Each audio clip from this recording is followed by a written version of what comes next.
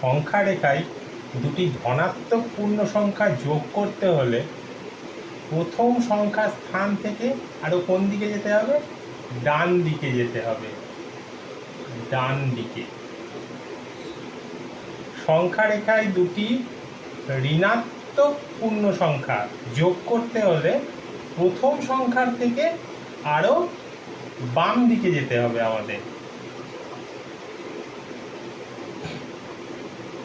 আবার সংখ্যা রেখায় দুটি ধনাত্মক পূর্ণ সংখ্যা বিয়োগ করতে হলে, অর্থাৎ প্রথমটার থেকে দ্বিতীয়টা বিয়োগ করতে হলে ধনাত্মক সংখ্যা, প্রথম সংখ্যার থেকে আরও কোন দিকে যেতে হবে? বাম দিকে। আর সংখ্যা রেখায় দুটি ঋণাত্মক পূর্ণ সংখ্যা বিয়োগ করতে হলে প্রথম স্থান থেকে আরও কোন দিকে যেতে হবে? ডান দিকে। এবার আমরা ছোট্ট একটা উদাহরণ দেখে নিই প্রত্যেকটার ক্ষেত্রে।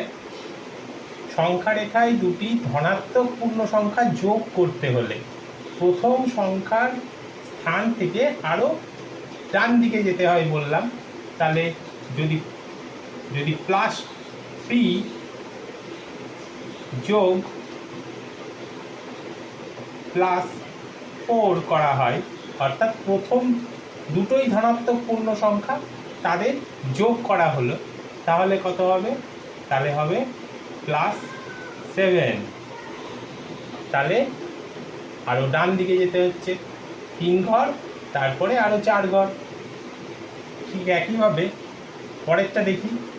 সংখ্যা রেখায় দুটি ঋণাত্মক পূর্ণ সংখ্যা যোগ করতে হলে, ঋণাত্মক পূর্ণ সংখ্যা একটা -2, তার সঙ্গে যোগ করছি কত? ধরলাম -3।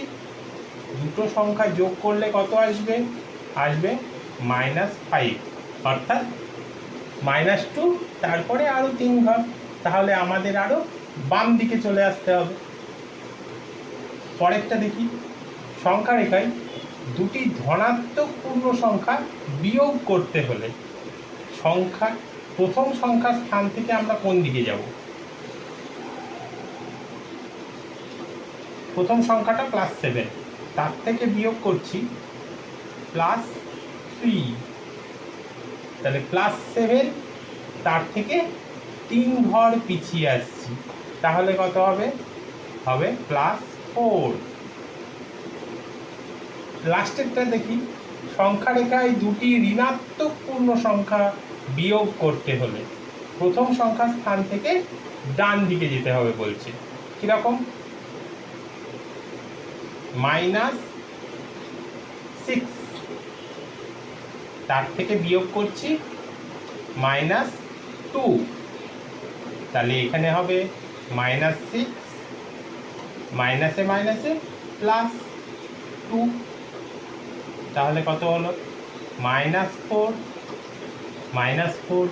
তাহলে প্রথমে আমরা 6 ঘর নিয়েছিলাম মাইনাসে, তার থেকে মাইনাসে 2 ঘর, অর্থাৎ মাইনাস মাইনাসে প্লাস হয়ে যাচ্ছে। তাহলে 2 ঘর কোন দিকে আসবো?